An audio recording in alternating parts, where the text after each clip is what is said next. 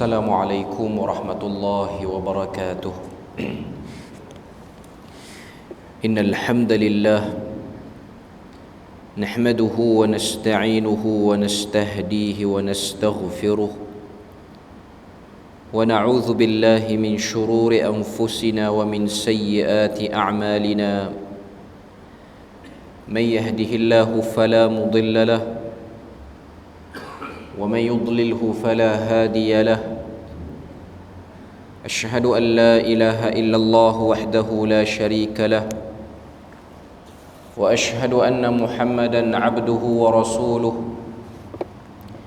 يا أيها الذين آمنوا اتقوا الله وقولوا قولا سديدا يصلح لكم أعمالكم ويغفر لكم ذنوبكم ومن يطع الله ورسوله فقد فاز فوزا عظيما. الحمد لله الذي بنعمته تتم الصالحات. ربنا آتنا من لدنك رحمة وهيئ لنا من أمرنا رشدا. اللهم آت نفسي تقواها وزكيها وأنت خير من زكاها أنت وليها ومولاها. أما بعد. Alhamdulillah, syukur pada Allah Azza wa Jal kerana dengan rahmat dan juga limpah kurnia yang Allah Ta'ala berikan dapat kita bersama pada malam ni menyambung perbahasan daripada risalah bacaan pelik dan ganjil dalam salat namun sahih. Sambungan kita pada malam ni ialah pada bab yang keempat. Bab keempat ni ialah berkenaan dengan doa ataupun zikir yang diucapkan dalam i'tidal dan juga dalam doa antara dua sujud, duduk antara dua sujud. Last kita berhenti pada muka surat 108. Last kita berhenti pada muka surat 108, iaitu doa duduk antara dua sujud yang pertama. Jadi kita tengok muka surat 108 apa hadis yang dibawa oleh penulis untuk doa duduk antara dua sujud yang pertama. Allahumma ghafirli warhamni wajburni. Daripada Abdullah bin Abbas. Hadis yang diriwayatkan ni ialah hadis daripada Abdullah bin Abbas daripada Imam Tirmizi dalam Jami' Tirmizi. An Ibn Abbas anna an-nabiy sallallahu alaihi wasallam kana yaqulu baina as-sajdatain.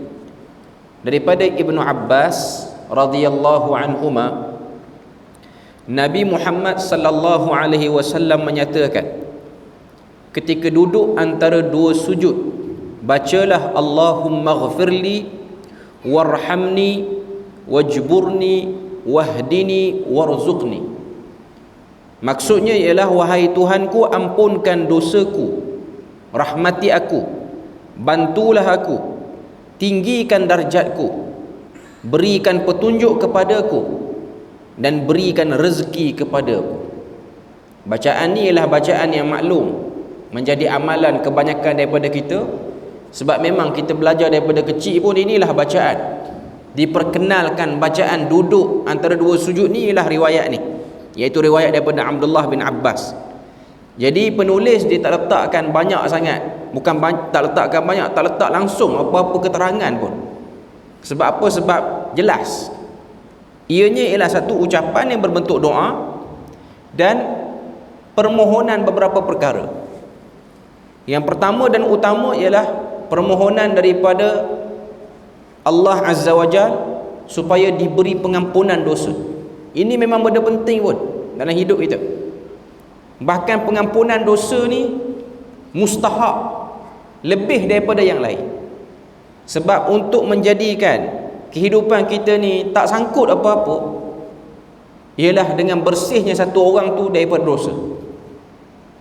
Tapi benda yang kita kena faham juga, bila mana satu orang tu dia bersih daripada dosa ataupun dia tak ada dosa, adakah terhalang dirinya daripada turun benda-benda buruk dalam hidup dia? Tak terhalang. Masih lagi ada kemungkinan. Untuk orang yang kurang dosa ataupun tak ada dosa langsung, mereka masih lagi berpeluang untuk kena tertimpa pada diri mereka benda-benda buruk di dunia kalau masih hidup. Kalau dah meninggal tu cerita lain. Supaya benda ni kita faham, saya sebut benda ni supaya kita faham. Sebab ada orang dia nampak satu orang tu dia susah dalam hidup kerana banyak dosanya, dia senang dalam hidup kerana kurang dosanya. Ini satu konsep yang tak betul. Tidak ada mana-mana ayat dalam Al-Quran ataupun hadis Nabi menunjukkan kayu ukur satu orang tu bersih pada dosa ialah tak ada susah pada diri dia. Susah dunia ni tak ada pada diri dia.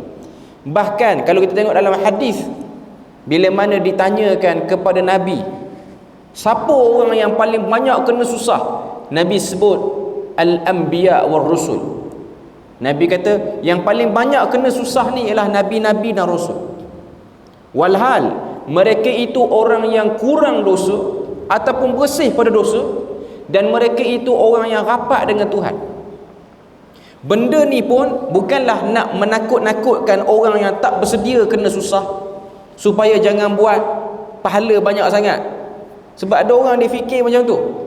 Dia kata kalau macam tu saya ni bukan jenis suka sangat susah-susah ni, jadi tak payah buat pahala banyak. Buat pahala banyak nanti susah banyak pula turun. Itu pun tak betul. Cuma nak kena kita bagi faham. Sebab ada orang dia buat konsep-konsep mudah macam tu je. Kalau orang tu susah banyak, dosa banyak. Pastinya memang setiap satu benda yang berlaku dalam hidup kita, kesusahan yang berlaku dalam hidup, memang ada hubung kait dengan dosa. Tapi bersihnya orang daripada dosa tidak juga menghalang dirinya daripada susah. Kesusahan, kemudaratan, kepayahan dalam hidup, ia benda lain. Dosa dan pahala urusan yang lain. Supaya kita tidak mencampur adukkan dua benda tu, lalu mengklasifikasikan orang. Ini yang susah banyak ni orang yang banyak dosa. Ini yang senang banyak ni orang yang baik, orang yang ada pahala. Sebab ianya bergantung, ianya benda yang berbeza, dan ianya kapasiti individu, tak dapat diketahui. Kemudian yang kedua dalam bacaan ni, warhamni, rahmati aku. Rahmati ni maksudnya ialah memohon supaya diberi kemudahan dalam hidup. Tu hubung kait dia. Sebab tu dia tak berpada dengan Allahumma ghafirli, selesai. Minta ampun terhadap dosa kita masih lagi perlu pada permintaan lain kalau kita nak mudah urusan dalam hidup. Antara permintaan yang terbaik diucapkan kepada Tuhan bila mana kita nak urusan kita ni beres ialah warhamni. Sebab perkataan Ar-Rahman maksudnya penyayang. Maksudnya benda tu dilakukan, dikenakan pada makhluk dalam bentuk kasih sayang Tuhan. Walau macam mana pun masih ada lagi pandangan di kalangan para ulama, perkataan Ar-Rahman bukanlah berbentuk dan bermaksud satu jenis saja, iaitu sayangnya Tuhan dia bagi dalam bentuk yang baik pada hamba-Nya. Sebab tu Imam Al-Baghawi dalam kitab dia Tafsir Al-Baghawi, dia memberi penerangan Ar-Rahman Ar-Rahim dalam surah Al-Fatihah berbeza dengan pandangan ulama lain. Bila mana dia cuba berikan maksud Ar-Rahman, Ar-Rahman antara yang disebut oleh Al-Baghawi ialah Allah Ta'ala dengan sifat penyayangnya menurunkan susah kepada hamba-Nya untuk hamba-Nya perasan di mana sayangnya Tuhan pada dirinya. Mana yang saya nak sebut sini ialah benda tu masih lagi luas dan tak boleh dibuat dengan secara teori mudah semata-mata. Cuma umumnya warhamni ni maksudnya ialah minta kepada Tuhan supaya diberi rahmat, kemudahan urusan kita. Wajburni maksudnya angkatlah darjatku. Dengan sebab kamu dah ampunkan dosa, rahmati, semua benda-benda yang dah berlaku dalam hidup ni menjadi sebab kepada peningkatan darjat. Wahdini, berilah petunjuk, berilah hidayah kepadaku. Dan hidayah tu benda yang banyak cabangnya. Hidayah untuk kenal benda betul, hidayah untuk buat benda betul, hidayah untuk ringan tubuh badan, hidayah untuk panca indera ni buat benda yang utama, benda yang kurang utama, kenal benda-benda tu, itu pun masuk daripada hidayah. Warzuqni, dan berilah rezeki kepadaku. Itu umum. Okay. Kemudian kita terus kepada doa duduk antara dua sujud yang kedua, muka surat 109. Rabbighfirli, Rabbighfirli. Hadis ni diriwayatkan oleh Al-Imam An-Nasa'i daripada sahabat bernama Hudzaifah. An Hudzaifah anna an-nabiy sallallahu alaihi wasallam kana yaqulu bainas sajdatain. Daripada Hudzaifah, Nabi menyatakan bacaan ketika mana duduk antara dua sujud. Rabbighfirli, Rabbighfirli. Wahai Tuhan, ampuni aku, wahai Tuhan, ampuni aku. Dua kali ulang. Bacaan ini kebanyakannya Nabi akan baca ketika mana salat berjemaah bersama dengan para sahabat. Bacaan ini juga ialah bacaan yang dicadangkan, disyorkan kepada orang jadi imam, khususnya imam tarawih. Sebab kita kadang-kadang kita nak tengok kesesuaian masa apa semua, kita tak sesuai juga baca bacaan yang panjang. Kita baca bacaan yang sederhana. Okay. Jadi ini yang pada ringkas. Rabbighfirli, Rabbighfirli. Kalau kita nak baca dalam salat sunat individu pun boleh. Hatta imam nak baca pada salat fardu pun boleh juga. Cuma nak sebutnya ialah ini yang paling ringkas. Paling ringkas. Okay. Seterusnya, doa duduk antara dua sujud yang ketiga, muka surat 110. An Ibn Abbas anna an-nabiy sallallahu alaihi wasallam kana yaqulu bainas sajdatain. Kata Abdullah bin Abbas, Nabi Muhammad menyatakan bacaan ketika duduk antara dua sujud, Allahumma ghfirli warhamni wa'afini wahdini warzuqni. Yang ni beza sikit dengan riwayat yang pertama tadi, iaitu riwayat yang juga daripada Abdullah bin Abbas daripada Tirmizi. Yang ni riwayat pada Abu Daud. Kita tengok dulu makna dia. Allahumma ghfirli warhamni, wahai Tuhan ampuni aku, rahmati aku. Riwayat pertama tadi wajburni, yang ketiga ialah wajburni, iaitu angkat darjat padaku. Cuma riwayat yang ketiga ni wa'afini, maksudnya ialah lindungi aku, beri afiat kepadaku, beri keselamatan. Perkataan afini itu dia luas. Dia bukan hanya bawa satu maksud je, lindungi, beri kebaikan, beri benda-benda yang positif lah dalam hidup. Maksud wa'afini itu. Wahdini, lebih kurang macam yang tadi, riwayat pertama tadi, beri petunjuk padaku. Warzuqni, dan beri rezeki padaku. Beza antara riwayat ni dengan riwayat yang pertama ialah pada perkataan wajburni dengan wa'afini.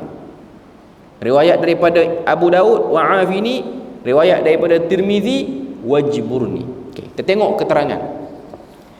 Yang pertama, muka surat 111, Imam An-Nawawi telah mengkaji lafaz-lafaz yang ada.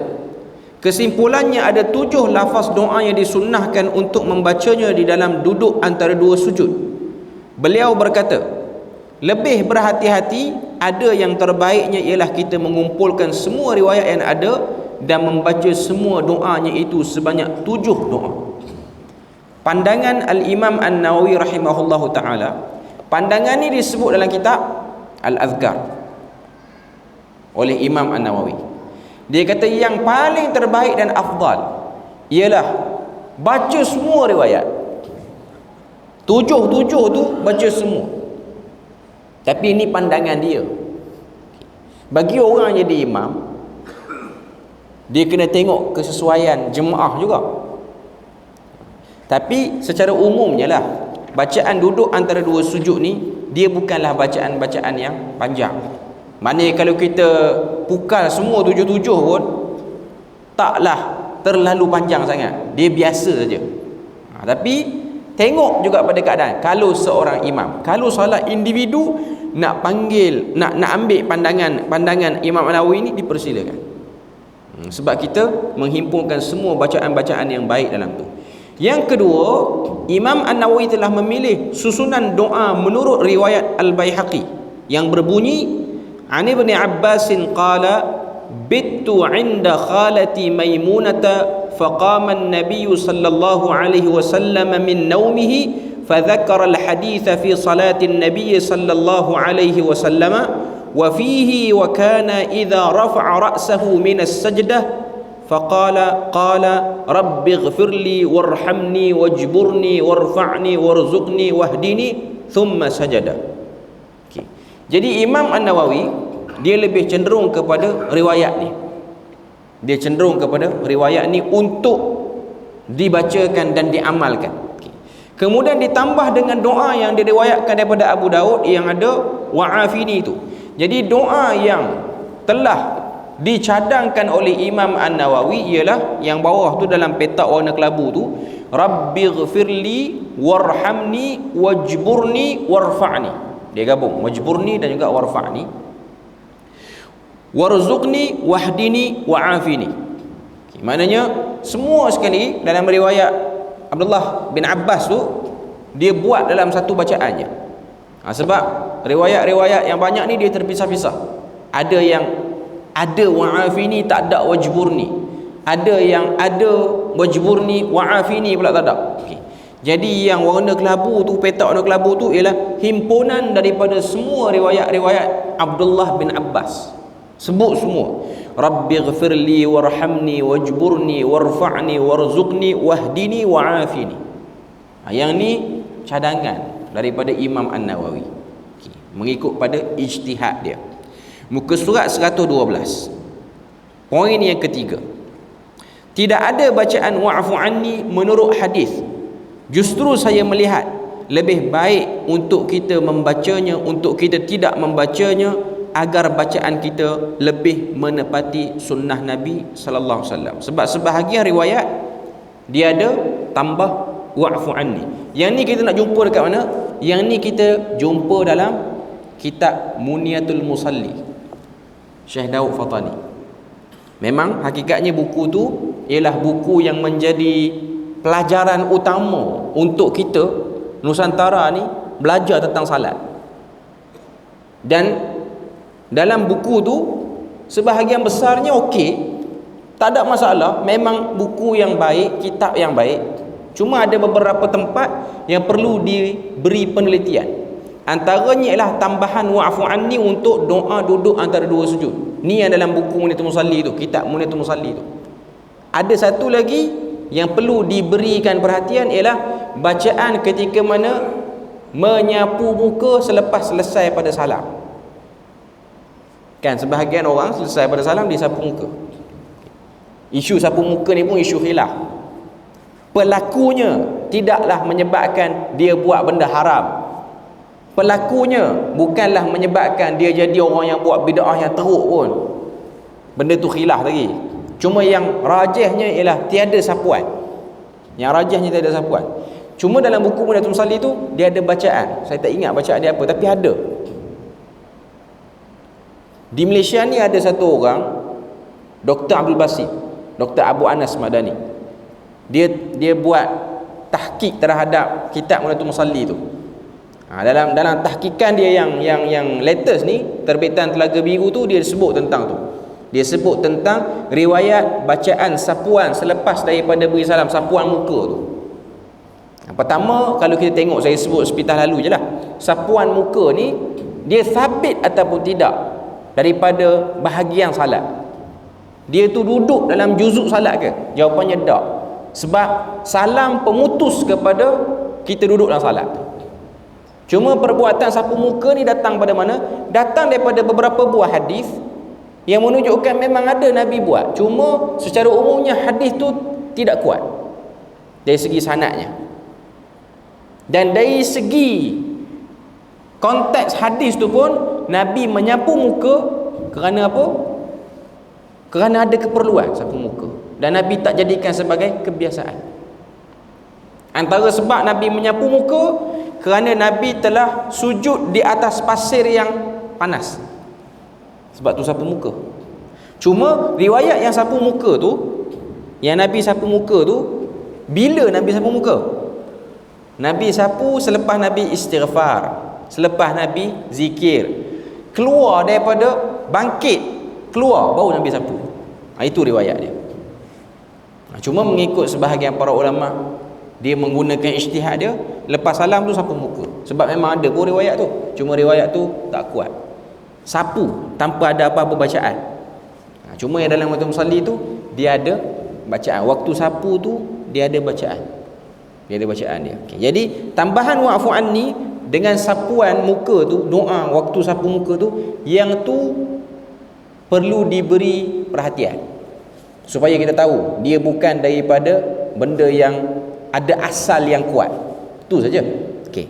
Maksud doa, poin yang keempat, Rabbighfirli, maksudnya Tuhan ampunilah daku dengan menutup segala keaibanku di dunia dan di akhirat. Warhamni, maksudnya kasihanilah daku. Apabila Allah Ta'ala mengasihi seorang hamba, Allah Subhanahu Wa Ta'ala akan memberikan hidayah, menguatkannya, mensejahterakannya, memberikannya nikmat, memenuhi permintaannya, mengangkatnya ke martabat yang tinggi, menyantuni dengan kelembutannya, memasukkannya dalam kasih sayangnya, menyibukkannya dengan zikir dan ketaatan. Muka surat 113, kemuncaknya kita akan masuk ke dalam syurga kerana rahmatnya. Okay. Nak beritahunya, perkataan warhamni, rahmatilah aku, kasihanilah aku tu luas perkataan dia, sehingga lebih pada 5 maksud dia. Segala benda-benda yang mustahak tu ada dalam perkataan warhamni ni. Maknanya perkataan yang ringkas tapi mengandungi banyak maksud dan banyak kehendak. Orang yang lafazkan benda ni waktu dia dalam salat, inilah benda-benda yang dia minta pada Tuhan. Bermula pada berikanlah kepada diri dia hidayah, sampailah masuk ke dalam syurga dengan rahmat Tuhan. Itu semua duduk dalam warhamni. Muka surat 113. Wajburni, maksudnya seimbangkanlah kehidupan. Tadi dia sebut angkatlah darjat. Cuma nak katanya perkataan ujburni itu sendiri pun bukanlah bermakna dengan satu makna. Dia ada banyak makna. Doa ini bermaksud, dia sebut, betulkanlah kehidupanku. Kita meminta agar Allah membetulkan semula kehidupan kita daripada sedih menjadi gembira, daripada salah menjadi betul, daripada malas menjadi rajin. Maknanya besar ucapan tu. Seimbangkan kehidupanku, kita meminta agar Allah seimbangkan kehidupan kita sebagai ibu bapa, anak, pekerja, ahli masyarakat dan sebagainya. Sebab kita hidup dalam dunia ni, kita tak mampu buat semua benda. Tak mampu buat. Kita tak mampu menguruskan semua benda. Itu hakikat yang kita kena sedar. Ada orang dia rasa dia multitasking. Sebenarnya kita boleh kata hampir tidak ada orang yang boleh buat multitasking. Semua benda yang dia buat tu duduk dalam susunan yang elok. Tak mampu. Ia bukan benda yang orang kata apa, menjadi kebolehan semua orang. Tak boleh. Ada orang dia boleh kawal 2, kawal 3 je dia jam. Dia perlu pada pembantu. Okay. Jadi perkataan wajburni ini, waktu kita lafazkan, kita minta Tuhan seimbangkan hidup kita supaya kita kenali yang mana utama, yang mana tak utama.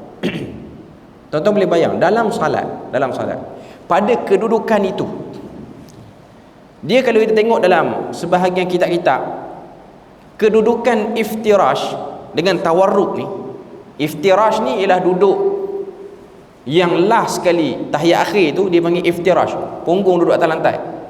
Tawarruk ni ialah punggung duduk atas kaki. Kebanyakannya waktu kita duduk antara dua sujud ni ialah kita duduk dengan cara tawarruk tu. Okay, maknanya kita lapik kaki kita ataupun kita tinggikan dua-dua kaki kita, pun ada riwayat macam tu. Okay. Duduk yang macam ni, sebahagian riwayat antaranya dalam Sahih Muslim, ialah duduknya Nabi Adam ketika mana dia memohon ampun kepada Tuhan waktu dia dikeluarkan daripada syurga. Duduknya Nabi Adam waktu tu. Okay. Jadi waktu kita duduk antara dua sujud ni, kedudukan kita tu, kita meminta benda-benda penting dalam hidup kita. Kalau kita ikut suggestion daripada Imam An-Nawawi pada muka surat 111 tu, doa duduk antara dua sujud yang gabung semua riwayat, itu antara doa yang terbaik untuk kita buat. Dan kita baca, Rabbighfirli warhamni wajburni warfa'ni warzuqni wahdini wa'afini. Cuma saya nak sebutnya ialah perkataan wajburni ini Kadang-kadang kita sebut tanpa ada penghayatan, tanpa ada pengharapan, tu kadang-kadang tak dapat apa sebenarnya maksud daripada bacaan tu. Wajburni sangat mustahak untuk orang yang hidup pada zaman sekarang. Sebab kita tiada kemampuan untuk urus semua benda. Tambah-tambah orang yang ada banyak tanggungan, banyak komitmen, orang jadi ketua, orang jadi pemimpin, lagi-lagilah dia kena betul-betul menjiwai perkataan wajburni ini. Jadikanlah hidup aku ni betul dan seimbang. Macam mana kita minta pada Tuhan untuk Tuhan jadikan keliling kita ni ialah persekitaran yang baik. Sebab tu kalau tuan-tuan tengok, ada satu orang tokoh yang hebat yang bernama Umar bin Abdul Aziz. Para ulama memasukkan dia dalam Khulafa Ar-Rashidin, walaupun dia jauh daripada 4 orang tu, jauh daripada Abu Bakar, Umar, Uthman. Umar tu ialah tok wan dia, dan juga Ali. Tapi dia masuk dalam Khulafa Ar-Rashidin. Antara benda yang besar pada diri Umar bin Abdul Aziz ni, bahkan para ulama sebut dialah contoh orang sufi tasawuf yang paling terbaik. Tak ada orang lain. Kalau nak cerita tasawuf, tengok diri dia. Tak payah tengok lagi tokoh lain, tengok diri dia. Tanpa kita nafikan tokoh lain pun ada kedudukan dia. Umar bin Abdul Aziz, dia ada satu benda dalam diri dia yang para ulama sebut sebagai nafsu tawaqah. Nafsu tawaqah ni apa? Perasaan nak meningkat daripada satu kedudukan, nak naik ke kedudukan yang lain. Ada satu orang tokoh ulama dah meninggal, saya sempat dengan dia ni, Dr. Salah Abdul Fattah Al-Khalidi di Jordan. Dia orang Palestin. Dia ada tulis satu buku daripada cerita Umar bin Abdul Aziz ni, nama dia Nafsu Tawaqah, Khutatun Barraqah Lidhi Nafsin Tawaqah. Dia mulakan buku tu dengan tafsir surah Al-Asr, wal 'asri innal insana lafi khusr. Cuma saya nak ceritanya, inspirasi penulisan buku tu ialah nak ambil semangat Umar bin Abdul Aziz. Dalam diri dia ni, dia ada nafsu tawaqah. Dia nak naik. Dia tak nak jadi orang yang sekata. Tapi cara dia naik bukanlah dengan cara yang tak syar'i. Dia nak dengan cara syar'i. Kita tahu Umar bin Abdul Aziz ni, dia ada satu orang teman rapat dia yang menjadi penasihat dan pembantu dia yang terkenal dalam riwayat dan sirah, iaitu Raja' bin Haywah. Raja' bin Haywah ni pembantu dia, setiausaha dia lah kalau kita ibaratkan sekarang. Waktu zaman Umar bin Abdul Aziz jadi gubernur di Madinah sampai jadi Amirul Mukminin, khalifah, dia tak tukar pembantu ni, orang yang sama saja. Raja' bin Haywah ni satu orang pembantu yang bagus, bukan kaki ampu dan bukan orang yang gadai pendirian. Bila mana dia tahu orang yang dia kena nasihat ni buat benda salah. Raja' bin Haywah, waktu Umar bin Abdul Aziz jadi gubernur di Madinah, dia tengok Umar bin Abdul Aziz ni satu orang yang mukbilun, sangat minat kepada benda-benda mewah. Tapi dia tak tipu duit rakyat, cuma dia minat. Dia minat pada benda-benda mewah.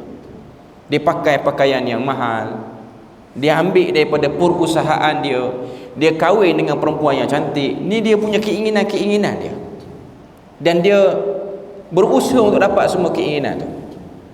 Bila dia naik jadi khalifah, dia punya pola kehidupan berbeza. Segala kemewahan dia ditinggalkan. Cuma Raja' bin Haywah ni dia nak tengok konsisten ataupun tidak Umar bin Abdul Aziz ni. Waktu Umar bin Abdul Aziz jadi khalifah, dia minta pada Raja' bin Haywah ni beli baju. Dia tak ada baju sebab dia ada satu je baju. Bila mana Raja' bin Haywah dia pergi beli baju, dia pun beli baju yang murah. Dia beli baju yang harga dia 5 dirham, bukan mata wang emas, perak, 5 dirham. Bawa awak pergi kepada Umar bin Abdul Aziz. Umar bin Abdul Aziz pun tengok, dia kata baju ni elok, kain dia elok, tapi harga dia mahal, 5 dirham. Raja' bin Haywah kata, dulu waktu kamu jadi gubernur, kamu pernah minta aku beli baju. Baju tu aku beli dengan harga 500 dinar.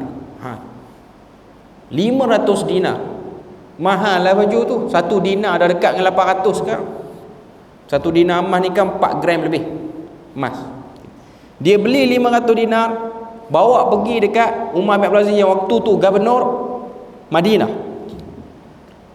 Umar bin Abdul Aziz pun tengok baju ni elok tapi harga dia murah. Zaman tu, zaman tengah minat pada kaya. Bila mana naik pangkat, sepatutnya kita duk agak dia mesti nak beli baju 5,000 dinar ke apa. Bawa datang yang 5 dirham, dia kata baju ni elok tapi mahal sangat. Jadi Rajab pun tanya, Rajab bin Haywah pun tanya, apa kena kamu ni wahai Umar bin Abdul Aziz, wahai Amirul Mukminin? Dulu kamu kata 500 dinar murah, sekarang kamu kata 5 dirham pula mahal. Dia kata, ana indi nafsu tawaqah, aku orang yang ada benda yang aku nak lebih. Aku nak pada tu, aku nak pada ni. Sekarang waktu aku jadi khalifah ni, aku nakkan kepada syurga Tuhan. Aku tak nak dah benda lain. Dan aku tahu syurga Tuhan ni kita terpaksa avoid, kita terpaksa halang diri daripada benda-benda yang seperti ni, kemewahan dunia ni. Sebab ini ialah pintu-pintu yang akan halang dia untuk dia naik stage menjadi ahli syurga. Sekarang dia dah jadi khalifah. Dulu waktu dia jadi gubernur, dia pernah bercakap dengan orang, kalau boleh jadi khalifah ni syok. Dia aim benda tu. Tapi sekarang dah jadi khalifah, dia tak aim dah jawatan lain. Dia aim jawatan sebagai ahli syurga. Saya nak sebut apa? Benda ni datang daripada penghayatan Wajburni ni. Wajburni ni, waktu kita baca, dia akan menjadi satu kaedah ataupun satu penahanan pada diri kita. Sebab tu kita bila mana kita salat, ada orang dia fikir macam mana dia nak tingkatkan kualiti salat dia. Tidak ada cara lain untuk tingkatkan kualiti salat dengan memerhati maksud bacaan-bacaan dalam salat. Tu saja. Kita tak perlu buat apa-apa lagi dah lebih daripada tu, melainkan kita tengok bacaan dalam salat, kita tengok dan fahami secara mendalam. Tak perlu kena naik betapa ke gunung mana lagi pun. Cukuplah dengan salat ni, cukuplah dengan bacaan ni. Cuma memahami sehingga lumat apa maksud bacaan tu. Okey. Warfa'ni, seterusnya maksudnya ialah angkatlah kedudukanku. Terbahagi kepada 2, kehidupan di dunia terangkat dengan ilmu, iman dan amal saleh, kehidupan di akhirat. Perkataan warfa'ni, angkat darjat, angkat kedudukan ni ialah terangkat dengan ilmu. Sebab memang dalam hadis Nabi pun sebut, Nabi sebut, man yuridillahu bihi khairan, siapa-siapa orang yang Tuhan nak beri kebaikan, yufaqihu fiddin, diberi faham dia terhadap agama. Kita kena perhati hadis ni elok-elok. Hadis ni sahih, riwayat Bukhari dan Muslim. Nabi kata, siapa yang Tuhan nak jadikan dia baik, bukan nak jadikan dia orang kata dia baik, dia tu baik di sisi Tuhan. Tuhan akan jadikan orang ni faham agama. Nabi tak kata yu'allimuhuddin, diajarkan kepada dia agama, tapi difahamkan dia agama. Sebab beza belajar dengan faham, dua benda yang jauh beza dia. Ada orang dia belajar banyak tapi dia faham kurang. Ada orang dia belajar sikit tapi dia faham banyak. Pemahaman lebih aula berbanding pembelajaran yang banyak. Sebab tu ada orang dia tengok belajar bagi banyak, buku bagi banyak, tak perlu kan. Saya ada dengar cerita daripada satu orang kawan yang belajar di Arab Saudi. Dia duduk buat master sekarang di Arab Saudi. Dia ada hubungan yang rapat dengan satu orang penasihat kepada Raja Salman sekarang, iaitu Syekh Sa'ad Asy-Syathri. Hidup lagi sekarang. Dia ni mustasyar Diwanil Malaki. Mustasyar Diwan Malaki ni maksudnya penasihat kepada majlis raja-raja di Arab Saudi. Syekh Sa'ad Asy-Syathri ni ialah salah seorang daripada anggota kepada majlis ulama di sana. Pergi ziarah rumah Syekh Sa'ad Asy-Syathri. Pergi ziarah, tengok rumah dia. Dia kata rumah dia lain sikit pada rumah orang-orang lain, pada rumah syekh-syekh yang lain. Rumah syekh-syekh yang lain ni dia banyak kitab, banyak betul kitab. Maknanya dia ada library dia yang sendiri. Tapi Syekh Sa'ad Asy-Syadzili ni dia lain sikit. Dia adalah ruang kitab dia, tapi tak banyak. Tak banyak. Sehingga mengundang pertanyaan kepada anak-anak murid yang datang. Dia kata, kenapa Syekh orang lain banyak kitab, Syekh tak banyak kitab? Dia kata, kitab yang aku ada ni ialah kitab yang aku belajar pada waktu zaman aku first degree tu.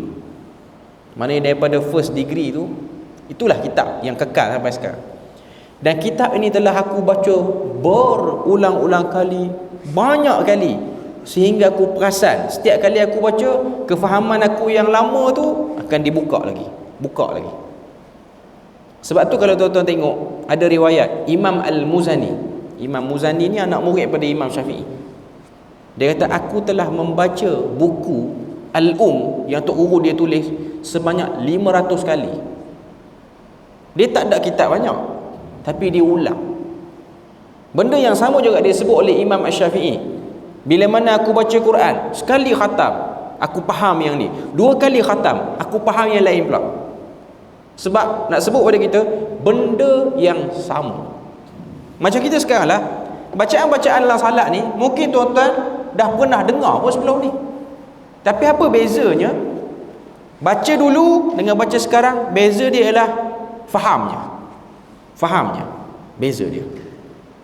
Ada orang dia nak cari yang lain, ni ilmu orang rendah ni, kita nak ilmu lain pula, padahal ilmu tu menyeleweng. Poinnya ialah pada pengulangan, maka akan terbukalah kefahaman. Benda yang sama saja. Imam Ahmad bin Hanbal pun, dia kata, setiap kali aku belik Quran, aku akan perasan, dulu aku faham ayat ni macam ni, sekarang aku faham lain pula. Dia macam ada satu futuh pembukaan. Sebab tu ada orang dia fikir, macam mana nak bagi salat kita ni berkualiti macam salatnya para Nabi. Lalu dia pun terjebak dengan aliran-aliran yang tak jelas.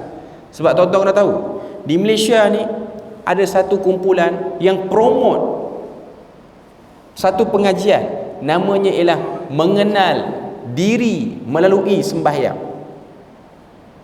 Dia punya geng ni lah. Tapi dalam tu dia bahas mengarut tentang salat. Daripada takbiratul ihram tu, nak boleh pergi kepada baca Fatihah tu, dia masukkan beberapa benda yang tak tahu datang pada mana, makam-makam yang berbeza-beza dalam tu. Benda yang sama kalau kita cek tengok, dia cedok sebiji daripada kitab Hakikat Insan oleh Haji Ahmad Al-Asmana Batiniyah daripada Kelantan. Lalu orang yang belajar ni, dia rasa seronok. Dia ada satu channel YouTube sekarang. Saya tak nak sebut lah channel YouTube tu apa. Saya penat nak bergaduh dengan ni. Cuma saya nak sebut je, benda tu ada. Okay. Ada satu orang, dia mengaku ni dia keturunan Tok Kenali apa semua. Dia banyak buat video mengajar. Antara benda yang dia selalu ulang dalam kuliah dia lah, betul ke kita ni sudah mengenal Tuhan melalui salat? Cara dia attract orang. Lalu dia bawa benda-benda yang payah, benda-benda yang orang tak faham, tapi diulang-ulang. Sebenarnya hakikatnya ialah bacaan yang Nabi ajar pada kita ni, inilah bacaan yang kita kena tekuni. Tak perlu cari benda lain pun. Cuma kita kena belajar potongan kalimahnya, perkataannya, dan macam mana cara nak menghadirkan perasaan yang betul waktu baca benda tu. Tak perlu cari bacaan lain. Sebab tu tuan-tuan akan tengok orang yang terlibat dengan benda ni, akad takbiratul ihram, tangan bersilang macam nak buat lam alif. Ada orang buat macam tu. Terlibat dengan apa aliran pun saya tak tahulah. Nak boleh bersedekap tu, kena buat lam alif dulu kat badan. Tambah dalam salat. Ni tambah dalam salat. Tak perlu. Benda tu tak perlu. Tapi dia sendiri rasa dia sudah belajar satu benda yang lebih power salatnya berbanding orang-orang biasa yang datang masjid ni. Dia sendiri yang melihat orang yang salat dengan cara ni biasa. Kita lain, niat kita lain, jawab azan kita lain, takbiratul ihram kita pun lain pada orang. Tapi benda tu kosong hakikatnya. Jadi ini benda yang kita kena tahu dan sedar. Ada orang dia tertipu, dia nak benda yang besar lagi, tapi dia silap. Sebenarnya benda yang nak angkat darjat tu, ada sebut dalam doa antara dua sujud tu lah, warfa'ni tu. Angkat dengan ilmu, bukan angkat dengan sangkaan. Ada orang dia sangka solat yang orang duk buat di masjid ni, orang yang datang sembahyang masjid ni solat low class punya solat. Kita nak kena pergi yang lebih lagi. Kita tertipu, ada orang tertipu. Okay. Kemudian warzuqni, maksudnya rezekikan daku. Rezeki terbahagi kepada dua. Rezeki dunia seperti harta benda, rezeki akhirat seperti kekuatan kalbu dan juga ilmu. Ini pun perkataan yang besar. Rezeki umumnya kita akan nampak ialah rezeki yang bermaksud material. Makan, minum, fisiologi, semua cukup.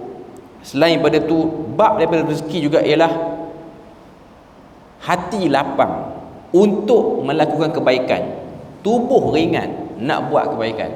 Itu pun bahagian daripada rezeki. Wahdini maksudnya berilah daku petunjuk. Kita memohon hidayah dengan ilmu yang sahih seperti muka surat 114. Ada banyak bahagian yang disebut dalam wahdini itu. Mampu menunjukkan kepada kita sesuatu yang bermanfaat. B. Memperelokkan kehidupan kita. C. Mengangkat kedudukan kita. D. Menunjukkan kita mendapat kecintaan daripada Allah. E. Menunjukkan kebenaran di sebalik perselisihan manusia. F. Menunjukkan kita mampu beramal dengan terbaik. G. Diberikan kekuatan untuk mengamalkannya. Yang saya tertariknya ialah yang E tu, menunjukkan kebenaran di sebalik perselisihan manusia. Orang selalu duk mengadu kan. Saya sendiri pula banyak orang jumpa mana-mana orang, hatta jumpa orang akademik pun, bukan kata jumpa orang biasa, orang akademik pun, orang akademik yang bukan bidang agama, dia selalu sebut depan saya. Ramailah pensyarah universiti semua. Dia kata saya ni tak sukalah tengok orang agama bergaduh. Itu benda yang dia selalu sebut. Ramai orang sebut macam ni. Kenapalah orang agama ni tak boleh duduk sekali? Sebenarnya orang bidang lain pun tak boleh duduk sekali juga. Sebab memang itu ialah lumrah kehidupan. Okay. Kalau kita amati betul-betul, ubat kepada semua benda ni memang duk ada dalam salat yang kita duk buat ni pun. Cuma itulah masalah. Bila mana salat dalam keadaan tergesa-gesa, salat dalam keadaan badan letih, ini benda-benda yang tidak mengoptimumkan bacaan kita waktu kita baca tu. Sebab tu Nabi larang salat dalam keadaan tertunggu-tunggu makanan. Makanan duk hidang dah, pergi salat dulu. Tak boleh. Dia tak akan ingat. Mulut dia sebut Rabbighfirli, tapi duk nampak, oh tadi ada daging, warhamni, ikan pun ada. Dia duk ingat yang lain dah. Dia tak faham, dia tak nampak apa yang dia sebut. Sampai dekat dia sebut wahdini, dia duk ingat air sirap tu, dia duk ingat teh tu. Dia tak ingat pentingnya wahdini tu untuk membentengi diri dia waktu dia menghadapi masalah pening, nak dengar yang mana, ustaz ni ke ustaz ni. Inilah ubat dia. Dia duduk pada perkataan tu pun. Sebab tu salat dalam keadaan letih, ngantuk, semua benda ni Nabi suruh kita avoid. Keadaan tahan nak buang air besar, tahan nak buang air kecil, salat dalam keadaan hari yang terlalu panas. Ini semua benda-benda yang Nabi elakkan, suruh kita elakkan waktu kita nak salat. Supaya apa? Supaya kita salat dengan tenang dan kita dapat merasai dan meresapi bacaan itu dengan baik. Itu saja hakikatnya. Itu benda yang perlu kita tengok dan kita recall balik. Kita kena baiki baliklah. Okey.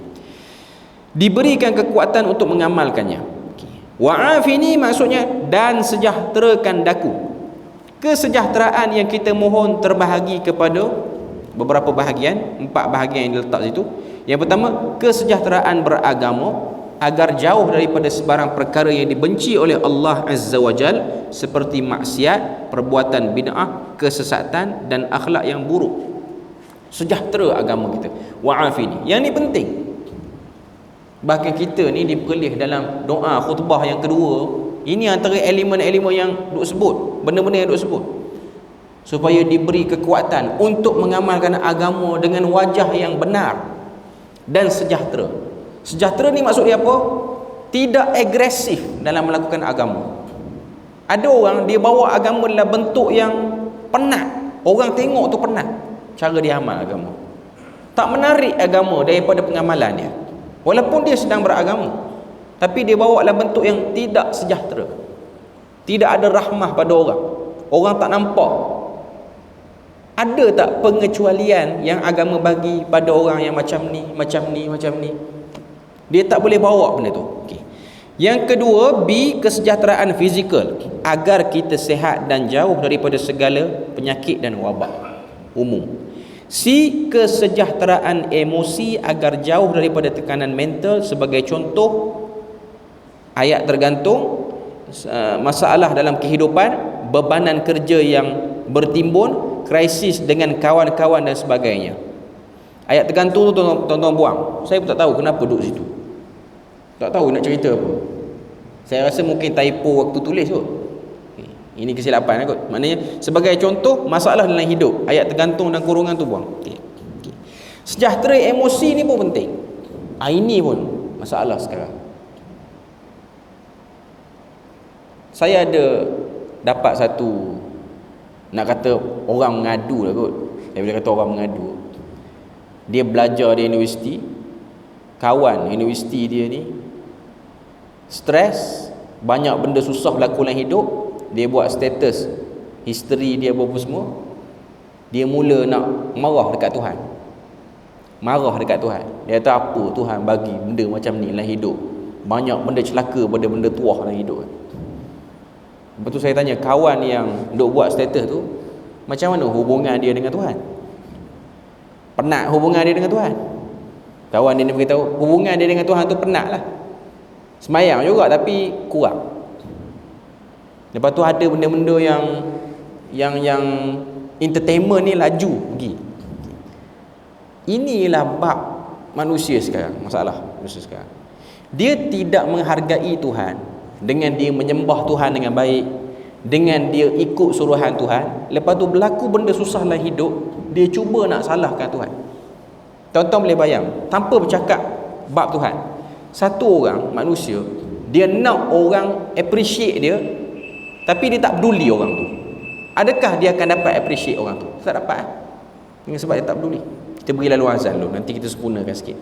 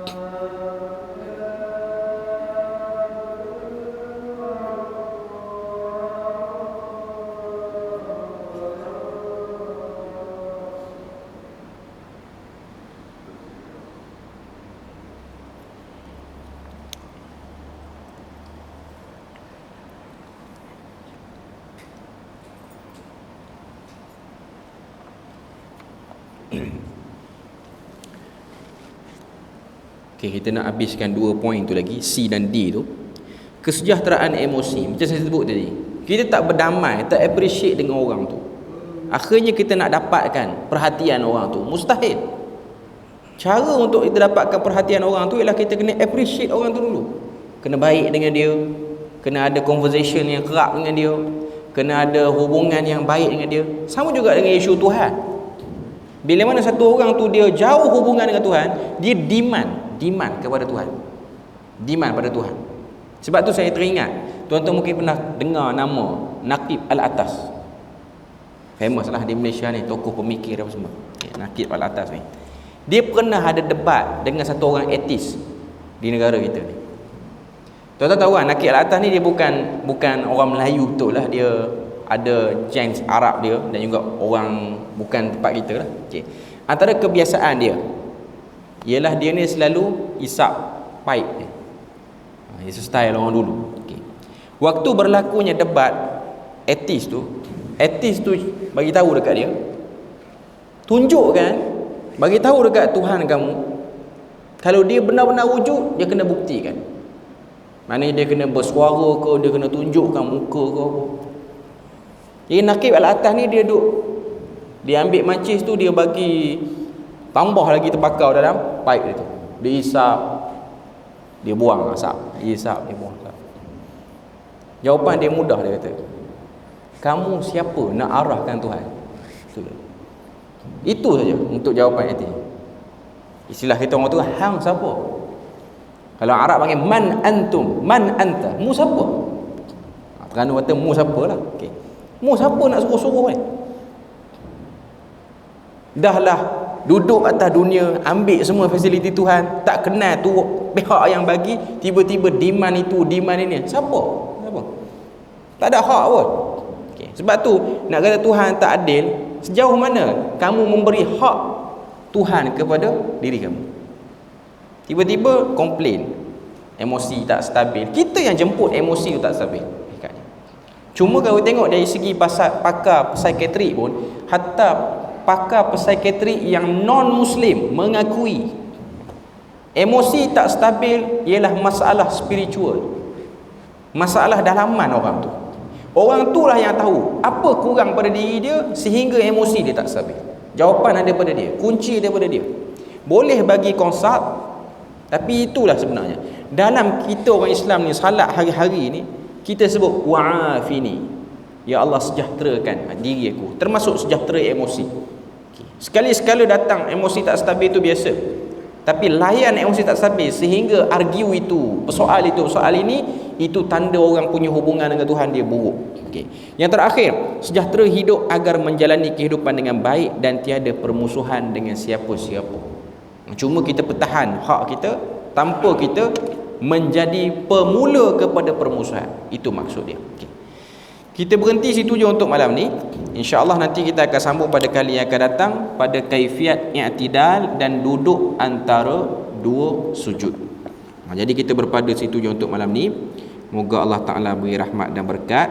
Subhanakallahumma wa bihamdik, asyhadu an la ilaha illa anta wa astaghfiruka wa atubu ilaik. Wassalamualaikum warahmatullahi wabarakatuh.